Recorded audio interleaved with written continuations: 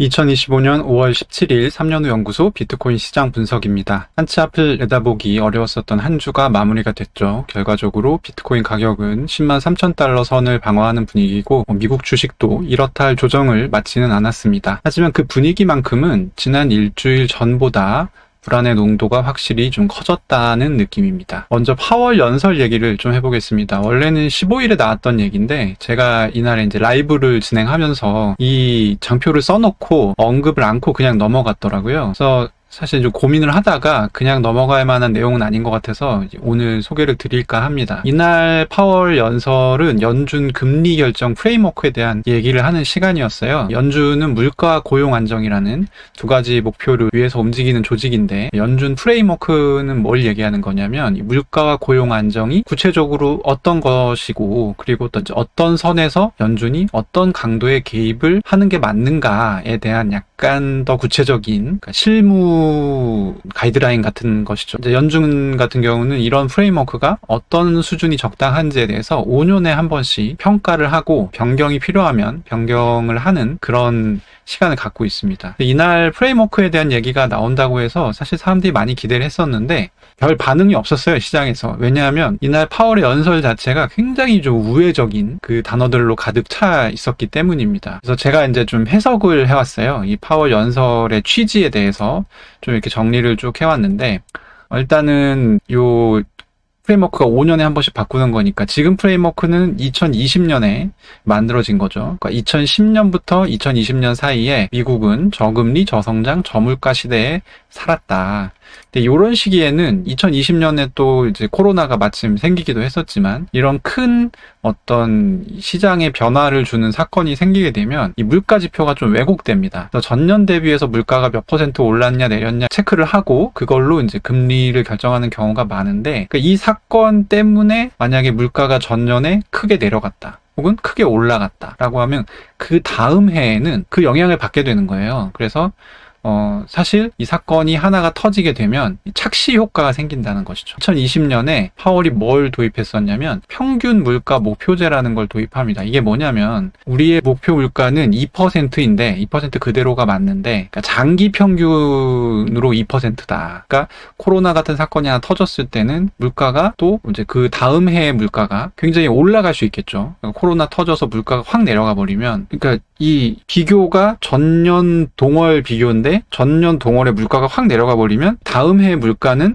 그냥 평범한 수준이라 하더라도 물가 인상이 많이 된 것처럼 보일 수 있잖아요. 그래서 그러면은 이렇게 물가가 튀었을 때 연준이 금리 인상을 해야 되느냐 물가를 잡기 위해서 아니라는 거예요. 그게 평균 물가 목표제의 내용입니다. 그래서 이제 2020년에 평균 물가 목표제를 연준이 도입을 해서 이렇게 운행을 해왔는데 이제는 우리가 저금리 저성장 저물가 시대가 아니다. 이게 이제 이번 제롬 파월 연설의 취지예요. 그래서 앞으로 10년 동안에는 지난 10년 대비해서 인플레이션 변동성이 훨씬 클 거고 그리고 중앙은행이 대응하기 어려운 공급 충격 대표적인 것이 이제 관세 같은 거죠. 그런 공급 충격이 더 빈번해질 수 있다. 그러니까 중앙은행이 정책적으로 할 수 있는 것이 한계가 있는데 그 한계를 뛰어넘는 어떤 이 시장의 변화가 생길 수 있다. 그래서 평균 물가 목표제를 포기할 것 같아요. 그러니까 이날의 톤이 그 내용이었어요.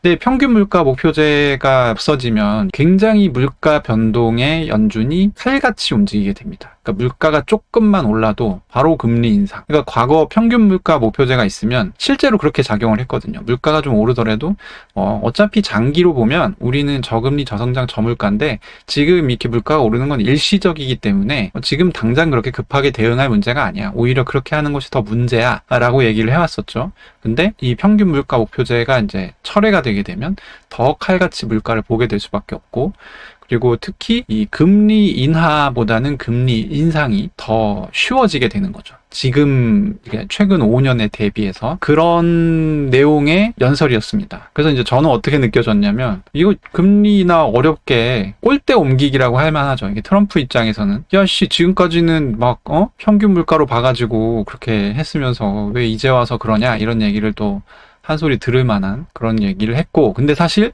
그 시장에서 아무도 그렇게 민감하게 반응하지 않았던 이유는 굉장히 우회적으로 얘기를 했다. 그리고 평균 물가 목표제를 취소하겠다 이런 얘기를 한 게 아니고 이걸 시사한 거죠.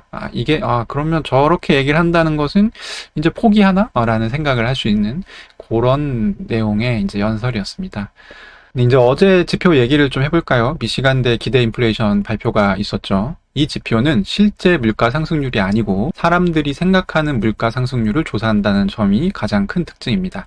가장 화제를 모으고 있는 것은 최근 이 미시간대 기대 인플레이션 1년짜리, 그러니까 1년 후에 인플레이션 물가 상승률이 어떻게 될지를 사람들한테 물어보고 그걸 정리를 한 건데요. 지난달에는 이게 6.5%였습니다. 그런데 이번 달에는 7.3%까지 올라갔죠. 사실 영국과 관세 협상이 타결이 됐고 중국과는 90일간 관세 부과가 유예됐죠. 상황이 지금 어느 때보다 좋은 상황이거든요. 그래서 이게 조금 내려가지 않을까라고 생각을 했는데 요 1년 후 물가 상승률이 오히려 한 달 전보다 0.8%포인트 올라갔습니다.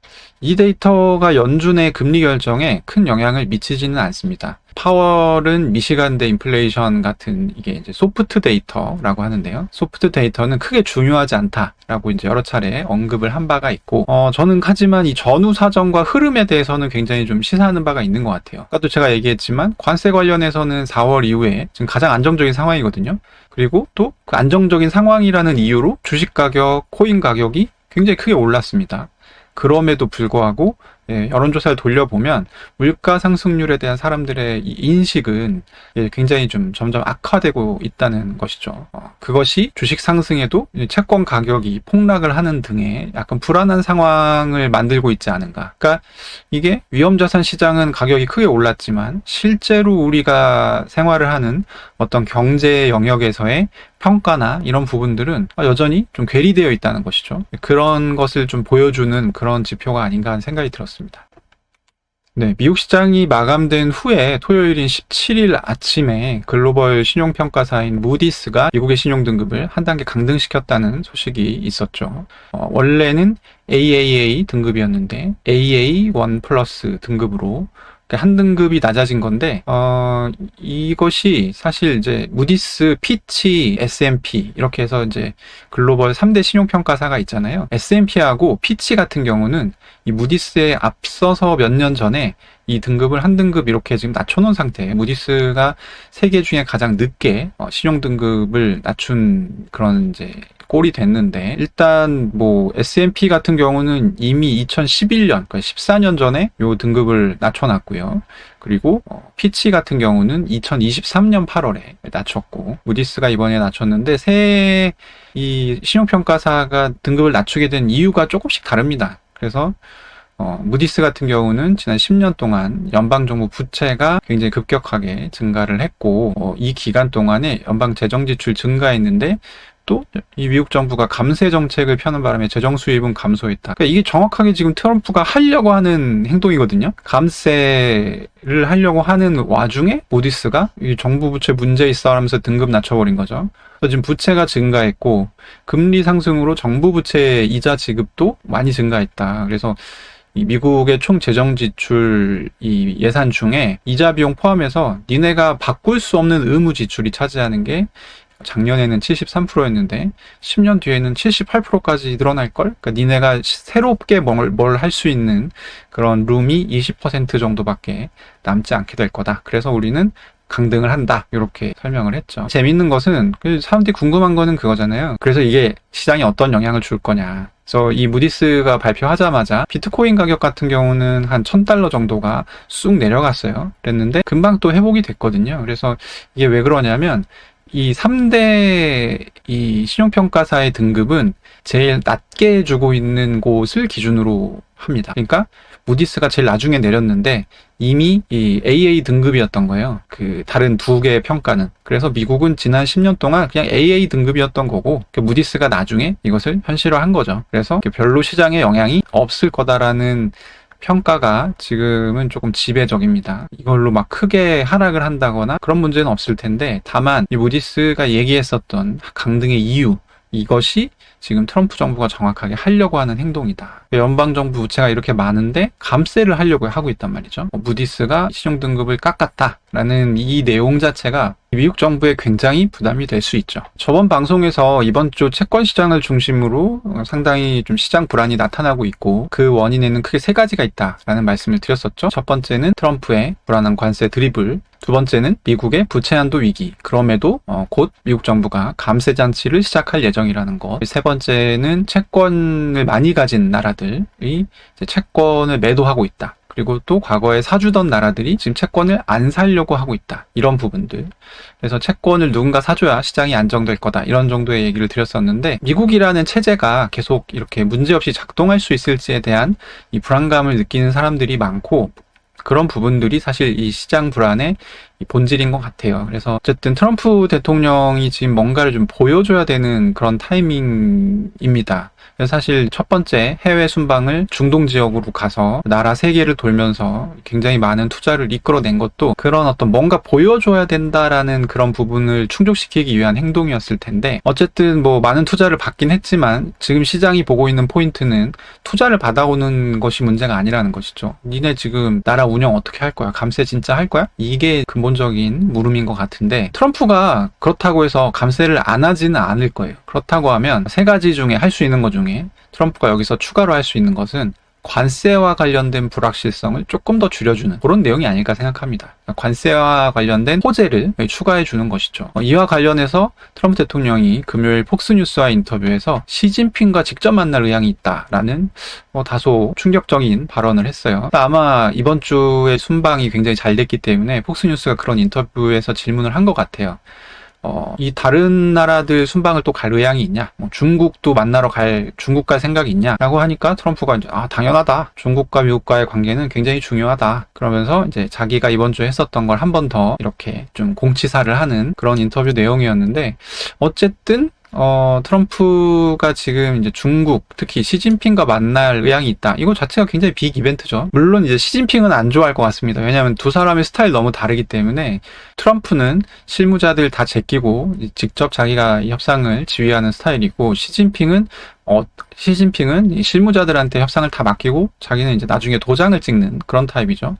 근데 두 사람을 붙여놓으면 트럼프는 극 E 같은 성향인 거고 시진핑은 좀 이제 I 성향인데 시진핑이 굉장히 고통스럽겠죠. E와 I의 만남에서. 그래서 이제 뭐 트럼프가 예상하지 못했던 뭐 막말을 하거나 돌발 행동을 하게 될 수도 있기 때문에 시진핑은 싫어할 것 같은데 어쨌든 두 사람이 만나는 것 자체는 굉장히 빅 이벤트고 이렇게 얘기를 하는 것 자체가 이 트럼프가 또 뭔가 돌파구를 찾고 있는 것 같다라는 그런 이미지를 저는 좀 느낍니다. 그래서 이걸 좀 주의할 필요가 있을 것 같아요. 왜냐하면 이걸 빌드업해서 뭐 중국과의 그 정상회담이라든지 이런 것이 이제 얘기가 될 수 있고 그러면 또 미국 국채 시장에서의 불안감은 또 살짝 좀 잊혀지게 되거든요. 그러니까 이게 이슈로 이슈를 묻는 약간 그런 방식의 지금까지 보면 항상 이 트럼프가 자기의 약점을 숨기거나 외면하기 위해서 뭔가 다른 부분에서 돌파구를 찾을 때 시장의 변동성이 항상 커져 왔습니다. 금요일날 이 얘기를 갑자기 던지는 바람에 다음 주에 혹시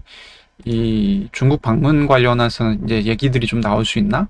이런 생각들이 저는 좀 들었고요. 현재 미국 관세 관련해서 다음 타자로 꼽히는 나라는 인도, 일본, 한국 뭐 요 정도죠. 근데 이제 인도는 파키스탄이랑 지금 전쟁하느라 정신이 없고 한국하고 일본은 7월, 6월 요때쯤 이제 선거가 있습니다. 사실 뭐 협상을 해도 타결을 하기가 어려운 상황이죠. 근데 이제 중국에서 이렇게 의외의 모멘텀이 나오면서 또 중국 관영 매체인 글로벌 타임스가 무슨 얘기를 했냐면 지금 미중 상호 호혜적인 협력 기간은 10일을 좀 훨씬 넘어야 될 것 같아 라는 이 취지의 칼럼을 냈습니다. 이 글로벌 타임스는 중국이 그동안 관세 관련해서 자기의 의견을 좀 비공식적으로 얘기하고 싶을 때 사용했던 창구 중에 하나인데요. 우리가 미국의 영향력을 좀 넘어서서 뭔가 이 체력을 키우기에는 90일 너무 짧은 것 같아. 이 생각을 지금 중국이 하고 있는 것이죠. 그래서 90일보다 유예를 더 해야 될 것 같다.